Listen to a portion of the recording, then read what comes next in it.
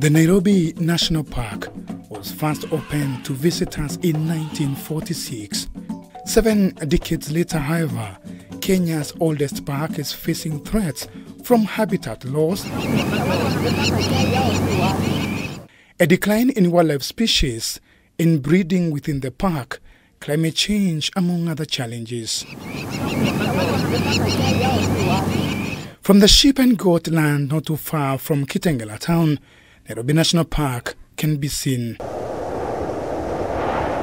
The effects of drought are evident here, as there are a few animals in this dispersal area for Nairobi National Park. I am in Naritunoi Community Conservancy, but once you cross this river, as wildlife do, I get to Nairobi National Park. The river is the boundary between the two. Wildlife from Nairobi National Park and the Conservancy crisscross the place, but for wildlife, there is no boundary. Lois Matunge from the native Maasai community, who has lived here for a long time, says they have coexisted with the animals for many years, but sadly, their numbers are reducing, partially due to the loss of migration corridor as human activities increase in the area. Walikuwa wanyama wengi sana, na tena hakuji kwa akiwa wachache, wanakuja kwa wingi. Kwanza nilikuwa nimeweka silanga yangu ya usawani pale. Hapo ndio inakuwa mkutano ya wanyama. This is the map of the Kapiti or Athi Kapiti ecosystem. Joseph Tuleto, a community liaison officer from the Wildlife Foundation, shows us the migratory corridor for wildlife before it was cut off by human activities. So wildlife moved from Nairobi National Park to Kitengela, Kitengela area, which is now individually owned, but the land still open. They also moved from Nairobi National Park to Kitengela, down there to Isinya, connecting to Amarti and to Amboseli. Via Earth River, there's a bridge down there, and they connect to Earth River to game ranch, some places in game ranching, to Kasanga's area, and then back to Kamulu and up to Oldonyo Sabuk, somewhere here. Again, from Nairobi National Park to Kitengela, connecting to Olchohronyori, Kipeto, down to Kipeto, up to Masai Mara. So that's how actually this place is important in terms of wildlife connectivity. Naritunoi Conservancy next to the Nairobi National Park connects the remaining exit that wildlife can use to move out of the park, though it is also under threat of being closed. In the 80s and early 90s, this area used to be, most of the area here was open. We did not have fences.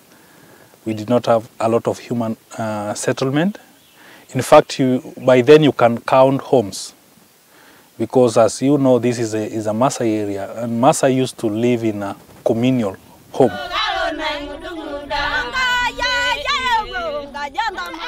Have a lot of human settlement. People saw land in the early 90s, and now people are coming to settle. The early 90s, people started selling land because they had title deeds, and the prices were very, very low. Yeah, you will find somebody selling 1 acre at 1,000 shillings, others at 3,000 shillings, and by then people had very big parcels of land, like 1,000 acres. So somebody selling even 50 acres, it was not a big deal. From sheep and goat land on the lower side of the park along Namanga Road, cement factories are lined up, completely closing what was a wildlife corridor connecting the park to Athi Kapiti Plains. We have almost 7 cement factories. And these cement factories, they are built, yeah, in a corridor which used to be a corridor from Nairobi National Park to the Machakos ranches, yeah, and Triangle 2. Now, by the construction of those factories, that corridor is blocked. So we are suffering from something that we're not contributing to. Those factories do nothing to try and mitigate these issues. We are suffering because of them. They are making money. We are losing our livelihoods. We are losing our livestock. We are losing our waters. We are losing our tree covers. Another thing is about the raw materials. They are getting raw materials here in Emakoko, just past Embakasi. There are a lot of quarries which are they are quarrying the pozzolana, which is a raw material of the cement, and those quarries, they are really degrading the land. At the border of the national park near Mlolongo area, we find the African Heritage House, the most photographed house in Africa due to its rich gallery. Tom Otieno, the manager of the house, shows us pictures of wildebeest that were taken 20 years ago at the Nairobi National Park from this place. The house was built in 1994 by an American called Alan Donovan from Colorado. Then he moved to Africa and started the African Heritage and then built the African Heritage House. There's a picture that he took right from this point of the wildebeest migration from Masai Mara, where they were going to Kapiti Plains. But that doesn't happen anymore because of the fences and the animal-human conflict. So there are animals that we don't see here, like the wildebeest. We rarely see them like we used to before. From the house, you are able to see a train snaking its way through Nairobi National Park. Locals here say that this section of the park has less wildlife after the completion of the standard gauge railway, most probably due to noise pollution from locomotives moving fast through the park. David Kasanga, chairman of Athi Kapiti Wildlife Association, explained to us more about Lukenya Hills. Lukenya actually is a hill which was of strategic importance even to the ancient people, because it was a place of fog, it was a hill of vegetation and plenty of water. Actually, this place had a lot of natural springs which attracted even the settlers. The name Lukenya comes from a Maasai word which means a place of fog. From the top of the hills, one is able to spot the entire plain from Nairobi National Park to Athi Kapiti Plains and Oldonyo Sabuk National Park. Massive development from Athi River Town is visible from this point, moving towards Konza City. Kasanga painted a picture of how human development has affected this critical wildlife corridor. The main issue that we've had with development, human development, is when it comes to zoning and deciding where to put different developments. Initially, the government had zoned Athi River Town as an industrial town, and most of the pieces of land or the settlements beyond Athi River were mostly agricultural, meaning that people were doing agriculture, which was mostly beef, cattle, and sheep ranching. Now, come about 10-15 years ago, a lot of these pieces of land have been changed in terms of zoning by the county governments, and they have been turned. What was once agricultural land has been turned into industrial and commercial land. Lukenya actually is a hill which was of strategic importance even to the ancient people, because it was a place of fog, it was a hill of vegetation and plenty of water. Actually, this place had a lot of natural springs which attracted even the settlers. The name Lukenya comes from a Maasai word which means a place of fog. Here, hundreds of wildlife are killed by speeding vehicles every year.